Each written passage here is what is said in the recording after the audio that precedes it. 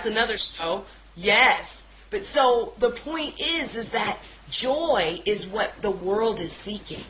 And they think, I'm going to have joy, but they're calling it happiness. I'm going to have happiness when I find the perfect spouse. I'm going to have happiness when I am successful. I'll have happiness when I'm healthy. Guess what? When people get healthy, they still have human life experiences which get them all bummed out again. And then when they think that this ultimate static moment of change is going to continue this elated feeling of what they call happiness, they're disappointed every time. That craving is the root of unhappiness is a saying that's applicable probably. Well, it's craving the wrong thing. They think they're seeking what is called joy, which can only come from knowing the Lord. And they're calling it happiness, which is exactly what it is, happenstance. But they think it obtains the definition of joy. And they don't realize that they're seeking this thing and they're constantly being disappointed by it because it's not what they think the definition is. You know, if you have a word that's misunderstood and you think it means one thing but it means another, every time you put it into a sentence, it's out of context. Yeah. And so when they're saying happiness, they think they mean joy. When they get happiness, they're disappointed. How many people know the root word? When you look it up, I'm sure you will because you're a researcher, my little Berean friend. And look at all of that about happenstance, based upon circumstance. That they get that. They get, oh, if I go on vacation, I've been working so hard. We just get on this vacation and get away. Okay, you go on the vacation, you eat good food, you poop it out, you have great drinks, you urinate that out, and you still have to go back to life. There's still routine and order in life. No one's on vacation all the time. And when you go, then what? Because you were building life up to this moment of, okay, God, in the next year we're going to take this vacation and things are going to be so much better. Or when I become an actor or actress, or when I become this model I've wanted to be, or when I become this scientist I've always wanted to be, life will be different. I can change the world, or I can live in a house I never was able to live in when I was a kid. I can wear clothes. And you get all that. You get to that point, and then what? Yeah. Well, I don't know. I've never looked at life that way. I mean, I've always been a pretty I don't know if it's the appropriate word for it, but instinctive. I mean, I started studying physics because I like doing math, and I was interested in physics. I never imagined myself to become a professor or a doctor or a physics or whatever. I just did it because I liked what I did at grammar school, which was science. So it was a normal extension for me. I never looked ahead. I never looked ahead if I would, would be successful at finding work or a career or whatever. I mean, but this is also how I got into this. What I'm doing now, I never planned this. I never planned this. I don't even.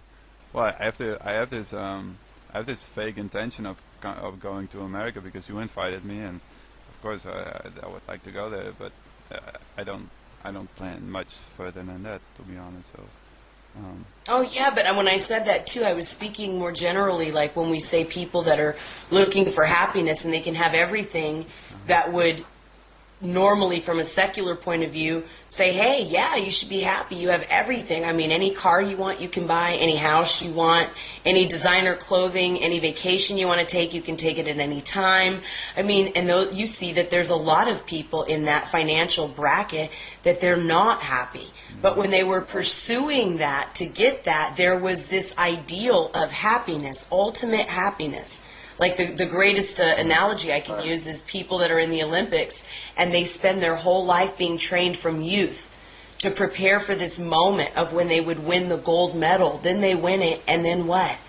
So many of them are absolutely disappointed, hit low bottoms of depression because they've hit the highest level, and what are they going to do? Try to win another one? And it's still never the same feeling as when they won the first one. Yeah. And so then they're constantly looking like, now what do I do? Who am I?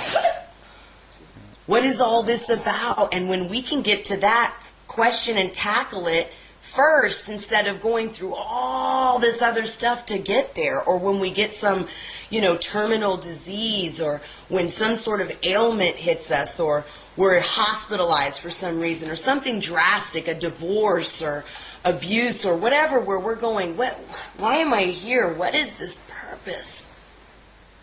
What is going on? Mm-hmm. We all need to come to that point so that we can start seeing life for what it really is. And it's not all about sitting around meditating and doing inner work. It's about, like we did, where we played board games one night, where we had movie day, where we read the story of Jonah and the whale, but we read it from a kid's book, and it has songs in between. And Tina said she forced us to sing the songs. We had to make up our own jingle. We have no idea what the songs are supposed to sound like, and it's a kid's book, and it makes little poetry rhymes in between the story of Jonah and the whale. And I did this Jamaican Rasta sounding song, and it was just absolutely fun interaction, and where we just listen to regular music, we go do regular things, went and saw a movie. It's life. Yeah, but life. That's the whole idea. If I can make a remark about meditation, suppose in the abstract sense, if in the extreme sense you only do meditation and you keep yourself alive by eating that has been brought to you or whatever.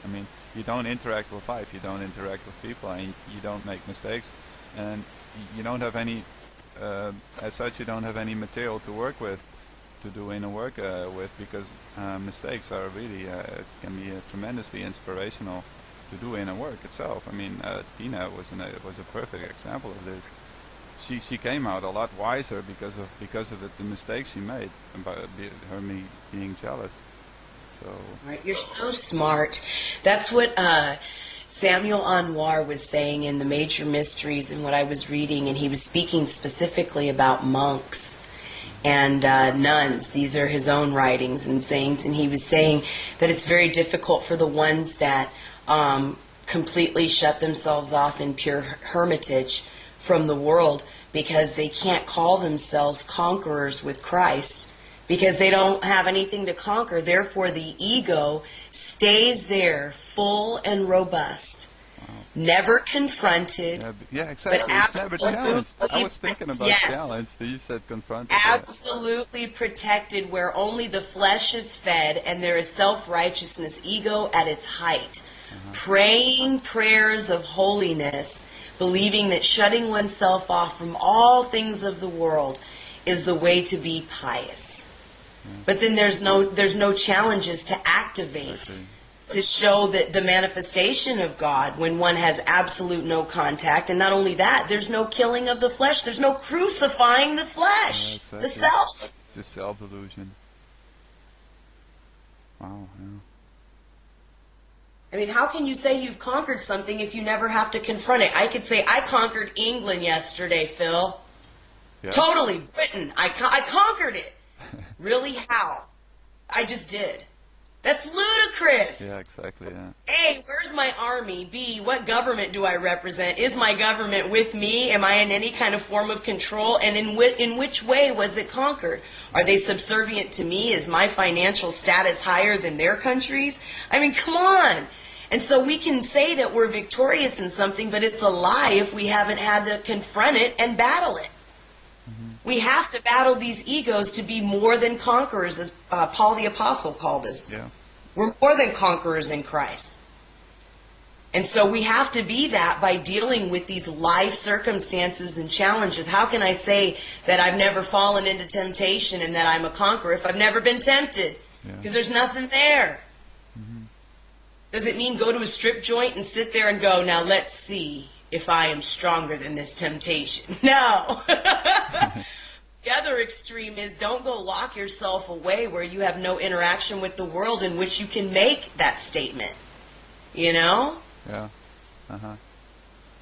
Yeah, it's just self-illusion. You pretend that you don't have any. You pretend you don't have an ego, but it's still there. It's just that it's been tucked away, or it's been ignored, or through self-illusion you have convinced yourself that it's not there. So what would you give as your closing remarks for that, for everything, for the people that are listening?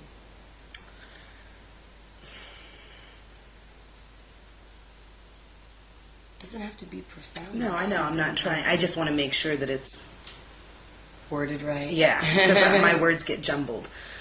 But I guess my ultimate statement would be whatever you're seeking, whatever it is, whether it be happiness, joy, a family, anything that you're seeking, you already have. It's inside you. It's God within us. And just continue to seek. Seek with all of your heart, for God knows your heart. And if He knows your heart and He knows your desires, what can He not provide? What can He not provide? So why do we search and seek in all of these other places when the truth lies behind God Himself? And just glory be to God, and thank Him for telling His story and not mine. And on a personal note, Phil. Interview over. And now 2 chicks chatting with you.